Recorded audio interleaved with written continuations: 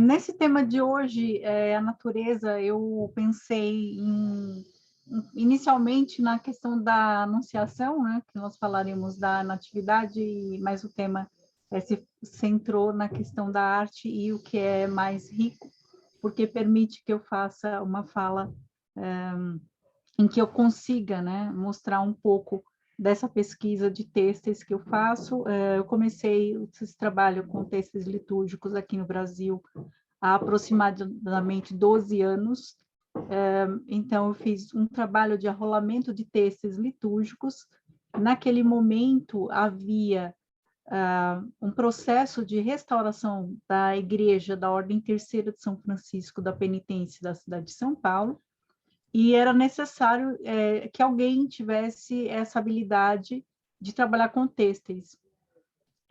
Antes de ter trabalhado com esse rolamento, eu tinha trabalhado por um período de 9 meses no Museu de Arte Sacra de São Paulo e feito estágios, né, curriculares na área de conservação preventiva, numa escola técnica aqui em São Paulo também.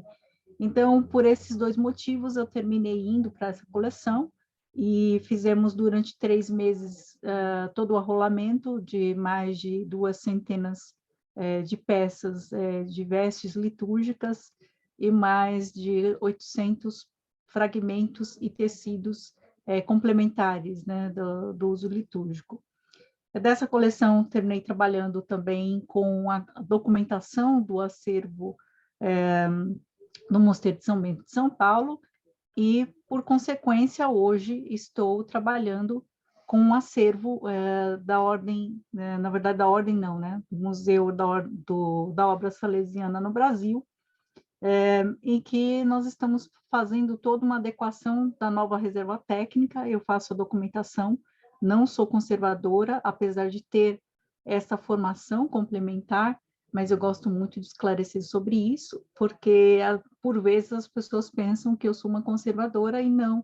Eu sou uma pesquisadora na história da arte que me centrei na documentação prévia à questão dos processos de conservação e restauro.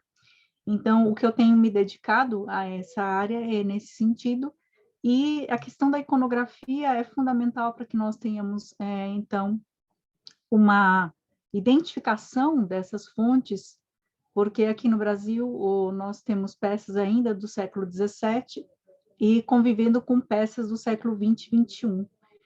Então, é um grande espaço de tempo a ser coberto, mas as fontes iconográficas estão ali, né, ou na Antiguidade, ou mesmo durante a Idade Média, nos seus dois períodos, na Alta e Baixa Idade Média. E o que importa também esclarecer é a questão das igrejas neogóticas aqui no Brasil, que nós temos muitas, principalmente construídas ao final do século XIX, e uma renovação da igreja que acontece aqui no Brasil, né? E a construção dessas novas igrejas que também virão a ser decoradas até meados dos anos 40.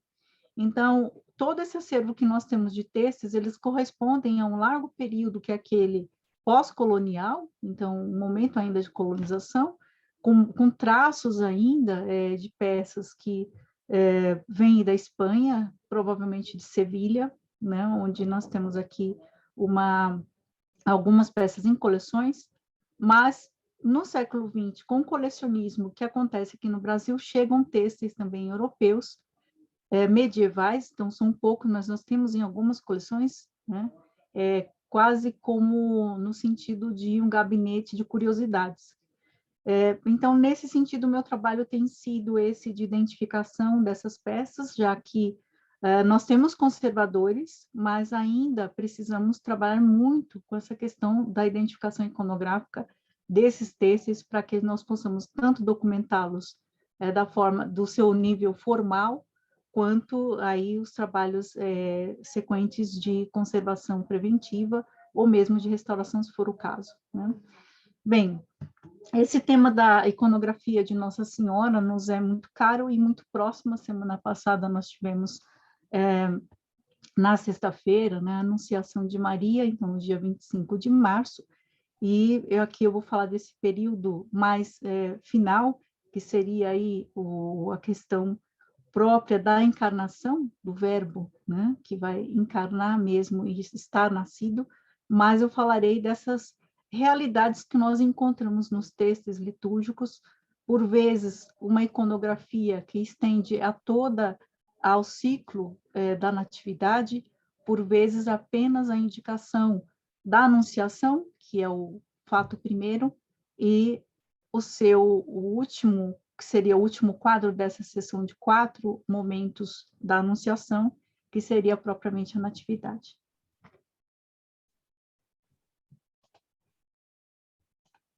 Opa. Inicialmente, quando eu comecei esses trabalhos de pesquisas, eu vi essas coleções do LACMA, né, do Los Angeles County Museum of Art, do Metropolitan Museum e do Swedish History Museum. Nessas 3 coleções foram interessantes ver como esses textos eles eram descritos, e aqui já aponto uma questão interessante, porque muitas vezes esses fragmentos não estão descritos com sua titularidade iconográfica, estão apenas como textos ou fragmento, texto, muitas vezes como fragmento.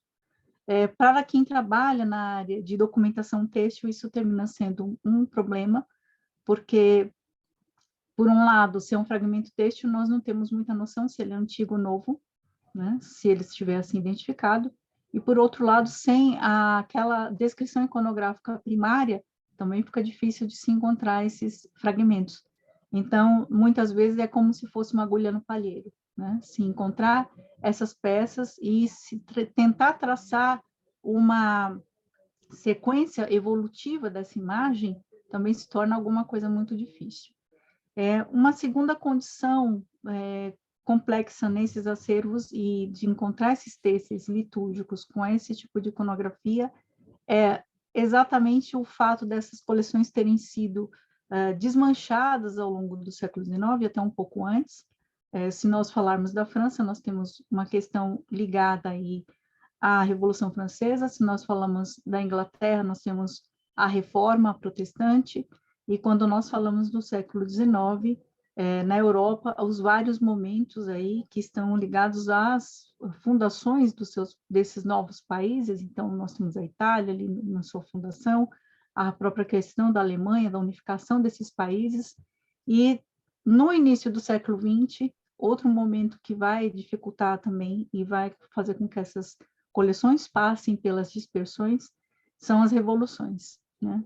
Então, os acervos, eles terminam, muitas vezes, caindo em mãos de colecionadores e formando essas novas coleções. Em Portugal, nós temos aí uma situação muito peculiar, que é a questão das leis de 1834, que faz a cessação dos mosteiros masculinos, e esses acervos terminam entrando como posses do Estado.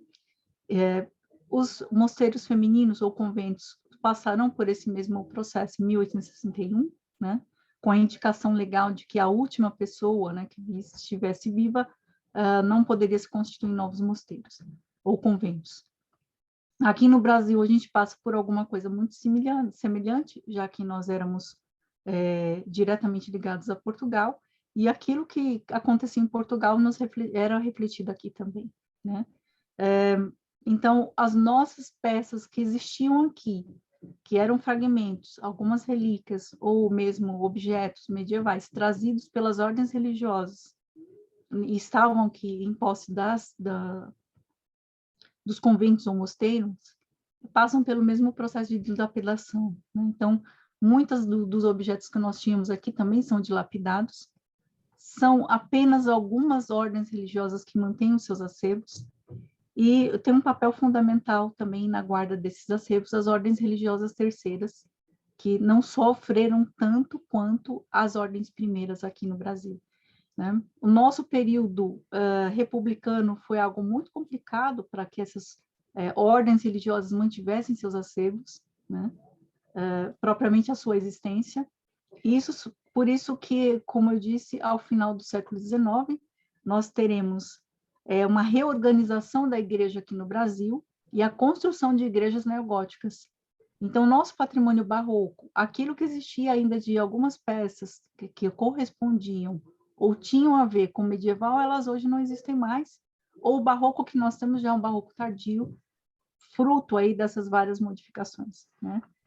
Com essas construções do século XIX e XX, em estilo neogótico, muito desse barroco não existe mais, né, da questão da edificação, e o que nós temos é a transferência dessas peças que sobram dos altares, uma parte das vestes incorporadas aos museus, ou propriamente em outras novas igrejas, ou nessas igrejas que são as antigas, fundadas sobre as cinzas dessas igrejas antigas.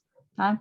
Então, é nesse panorama que eu transito, e aqui eu acho que eu dei um pouco um panorama geral do que acontece, do que eu percebi, né, nessa área de têxteis e como eles são portáteis, né, fáceis de serem transportados também, mas um objeto que tem uma espécie de quase um fetiche do século XIX em se compor grandes coleções de têxteis, e graças a Deus algumas dessas coleções ainda permanecem, né?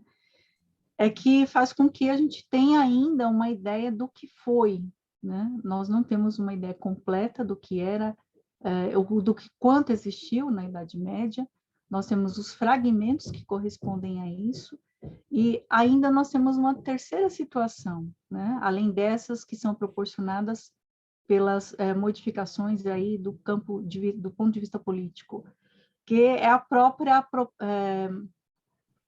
apropriação desses têxteis e a requalificação, o reuso desses têxteis no dia a dia, por serem materiais caros, né? Materiais que têm aí uma duração média, né? Alguns até uma longa duração.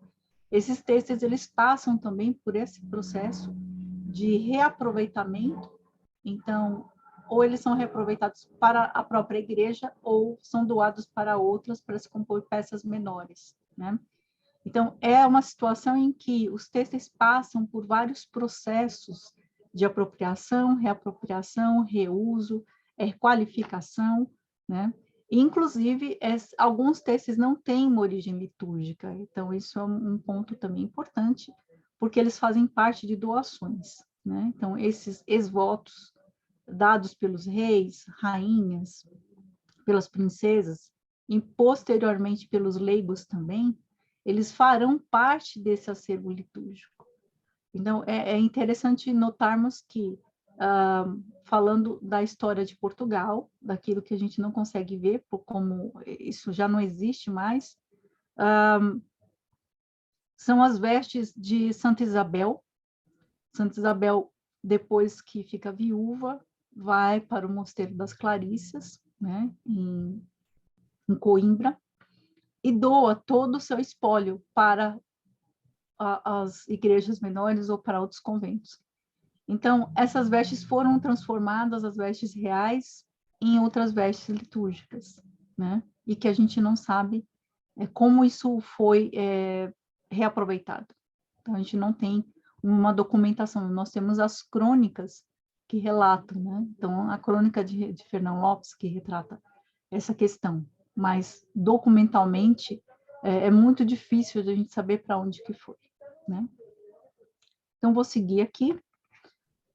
Já fiz um agradecimento a vocês, né? Inicialmente fora da nossa apresentação para o grande público, e partilhar essa pesquisa aqui para mim é muito importante, porque documenta não só o meu percurso, mas me faz refletir sobre esse trabalho também, porque enquanto eu apresento, eu aprendo, né? Então, muitas coisas que eu vou falando aqui, espero que fiquem gravadas e eu possa depois ouvi-las e talvez reelaborar aquilo que eu tenha colocado aqui para vocês.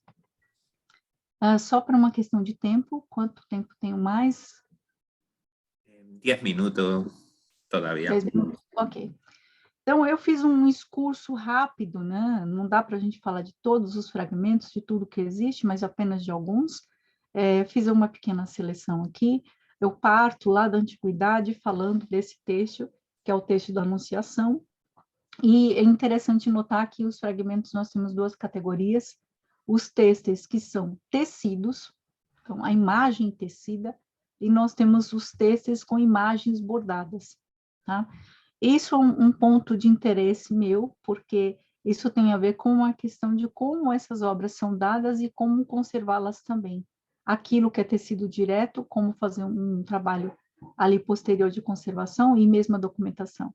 E esse trabalho do bordado, né? Então, aqui nesse fragmento que nós temos, é um samito, um tipo de tecido muito popular, muito conhecido, desenvolvido no norte da África, que vai também ser desenvolvido no sul da Europa, e chega aqui para a gente, nessa coleção do Museu do Vaticano, esse fragmento com uma parte do início da história, porque nós temos esse pedaço, e na sequência, me parece que é da mesma confecção, porque todo tipo, né, de ornamentação e o desenho é muito semelhante. Nós temos essa dúvida se foi feito na Síria, também existe essa questão desses tecidos serem feitos na Síria ou provenientes da Ásia Central, mas nesse caso a dúvida realmente se é sírio, e a documentação aqui na imagem da Anunciação. Eu vou ler um pequeno trecho aqui para vocês, eu ia colocar a citação completa, mas o texto é um pouco longo, e então eu prefiro lê-lo porque creio que seja mais rápido, que é a questão da natividade vista por São Máximo Confessor. Eu vejo essa questão, né, dos textos antigos e dos textos novos, porque nós teremos, então, uma modificação de como essa iconografia é apresentada a nós, né, e quais personagens aparecem nessas iconografias do nascimento de Cristo, né? Então, no capítulo 3 do livro A Vida da Virgem, de São Máximo Confessor, aqui eu estou lendo a edição do Stephen Shoemaker, né, que faz essa edição aqui. E aqui no Brasil foi publicado pela editora Eclésia. Então, ele fala o seguinte, né, nesse capítulo 3. No entanto, quando José reconheceu sua gravidez, né, falando aqui de Maria, mal pôde suportar aquilo, pois não sabia do grande mistério.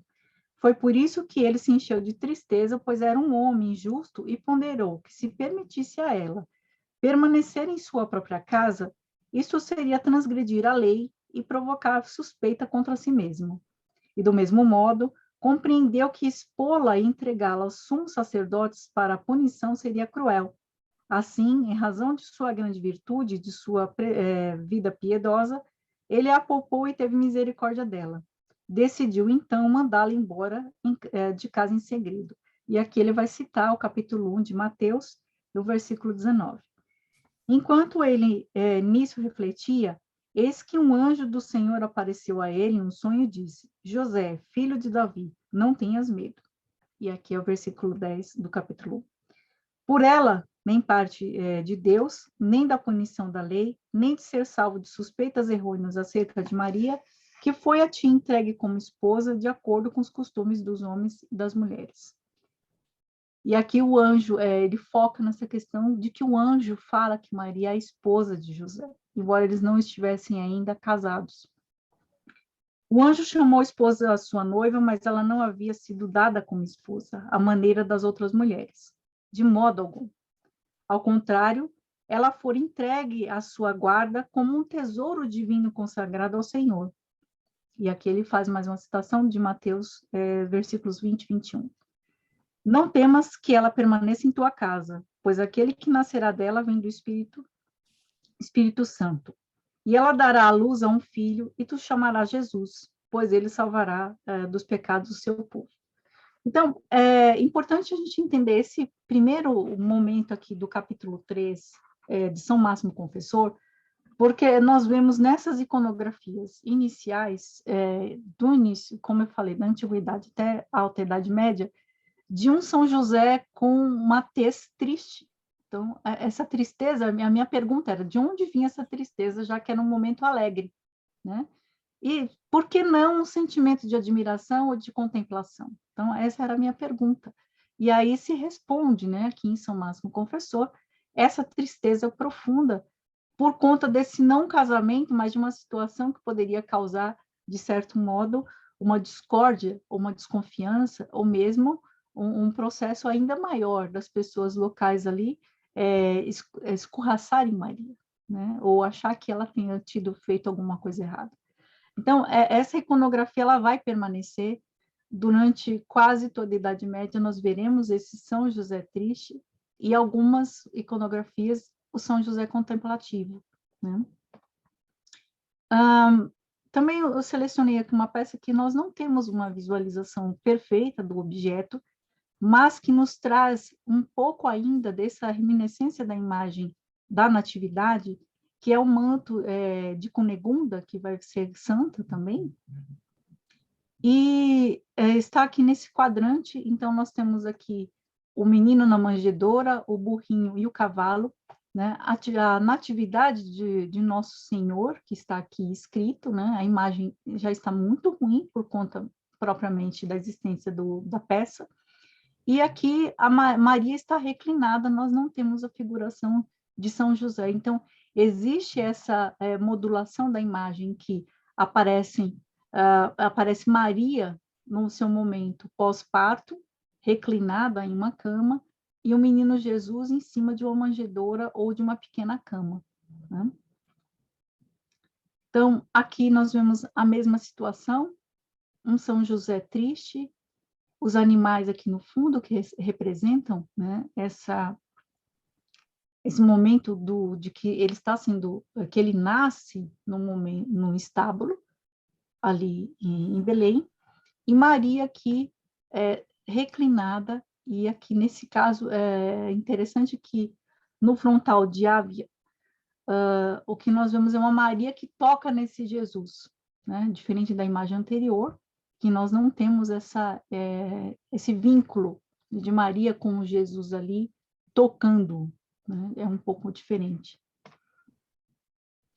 Seguirei aqui, tá? Com mais um outro tecido, que nós vemos provavelmente de Hildesheim, desculpe falar em alemão errado, onde aparece a mesma situação, mas já a Maria com Cristo no colo. Ele já não está mais na manjedoura, embora ele esteja indicada aqui atrás, né? A estrela de Belém aqui atrás também. E esse São José com o seu cajado, com essa posição um pouco mais reclinada, mas também não é aquela posição que nós encontramos de uma iconografia de adoração. Sigo aqui com essa peça do Vittorio Naubert, em que é o ciclo da vida de Maria. Então, muitas vezes, esses textos litúrgicos trazem nos sebastos, ou propriamente nos frontais, o ciclo da Virgem, né? E, por vezes, o centro da imagem é a própria Natividade. Aqui nós vemos o mesmo tipo de figuração, Maria reclinada, o menino Jesus envolto nas faixas, lá ao fundo dos animais, e o São José aqui bem envelhecido, né, com a grande barba e grande cabelo, fazendo um sinal, né, em direção ao menino Jesus, e sentado ali atrás, uma cadeira, né, uma poltrona, que está aqui atrás da imagem, né? E por fim, não vou dizer por fim, mas para que a gente tenha uma ideia dessa transferência das imagens, é aquilo que vai acontecer na Inglaterra do Opus Anglicano. Nós vamos ver que existe uma certa continuidade de um sistema visual na capa de Toledo, que é essa grande peça, onde nós vemos aqui 3 momentos destacados da peça: a Natividade, desculpe, a Anunciação, a Natividade e a Coroação da Virgem, né? Então, esses 3 pontos de atenção são importantes, lembrando que esses objetos não eram vestidos como nós vemos nas missas de hoje, né? Nós temos aqui uma missa que está em direção ao altar, então o celebrante está de costas para o público, que vê essas imagens nas costas do celebrante. Então, é interessante a gente notar que, como hoje nós temos uma cultura em que a missa é voltada para o público, até o Concílio Vaticano II, anterior a ele, nós tínhamos essa missa voltada para o altar. Então, a dedicação da ornamentação, a história, aquele contexto que é mais importante está nas costas da peça e não na sua frente, como nós vamos ver muito depois do processo do concílio, pós-concílio Vaticano II. Então, aqui só um destaque, né? Essa Maria reclinada e cansada, e aqui aparece um personagem que é Santa Isabel, que também é citada por São Máximo Confessor. Então, a minha pergunta era sempre quem é essa personagem, ou quem são essas personagens que aparecem em algumas figurações, não em todas, né? Então, essa omissão, ou aparição, ou presentificação desses personagens, a mim era alguma coisa que me faz muito questionamentos, né? Por que tem Isabel aqui, por que não tem Isabel ali? Se o enquadramento pode ser o mesmo, por que não se colocou? Então, por vezes pode ser que, naquele momento, aquele texto a que se teve acesso foi o do São Máximo Confessor, se não vem de uma outra tradição, né? Então, essa pergunta, ela deve ser sempre feita, porque não dá para se colocar tudo numa mesma linha, né? Não é linear, não é um processo homogêneo, é um processo heterogêneo, porque as fontes, a Bíblia é a mesma, mas os comentários são diversos. Então, nós temos uma tradição do Oriente e uma tradição do Ocidente, que em alguns momentos elas estão trabalhando em conjunto, como eu estou falando, trabalhando em conjunto, essa formação daquele que desenhou, ou do mosteiro de onde veio, ou do convento onde foi feito, é a mesma, por vezes não. Então, isso vai terminar aqui, penso eu, influenciando na forma de como esses ornamentos são concebidos.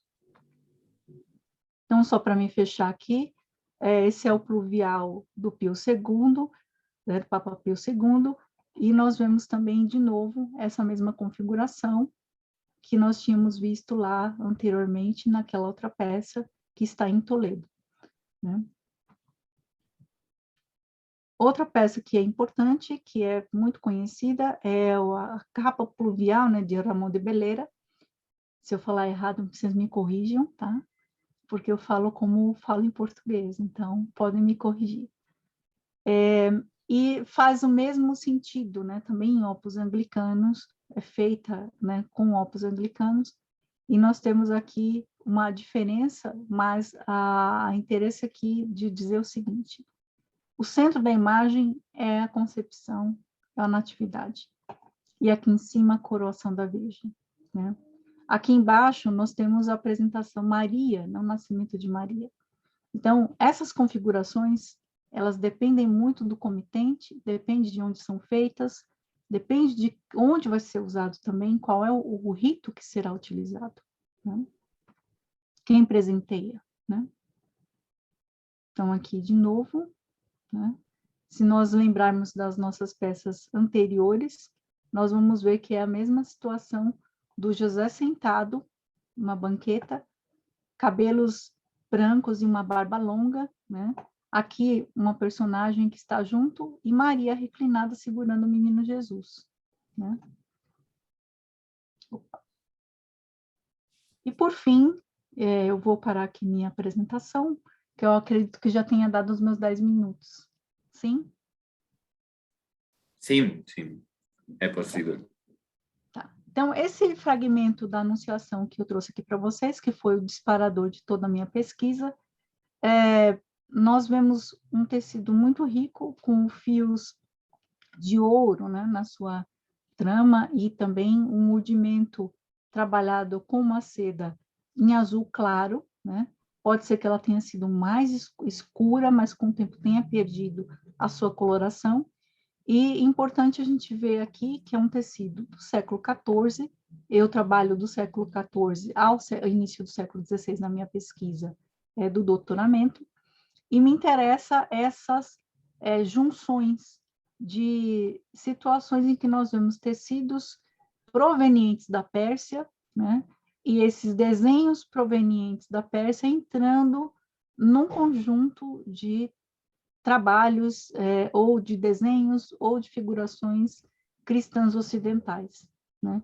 Então, nós vemos esse tipo de desenho em vários tecidos de origem persa ou da Ásia Central, mas aqui já existe uma junção desses dois mundos Para mim, o que interessa é isso, de como esses ornamentos se articulam, como serão reelaborados e presentificados em novas peças, principalmente nesses fragmentos que nos cercam, que nos restaram e que nos fazem indagar sobre o quão rico foi, né, o quanto de objetos nós perdemos ao longo desses anos, ao longo dos séculos, e que ainda talvez tenha alguma coisa escondida por aí, muito ainda a se descobrir e muito a se trabalhar. Muito obrigada a todos.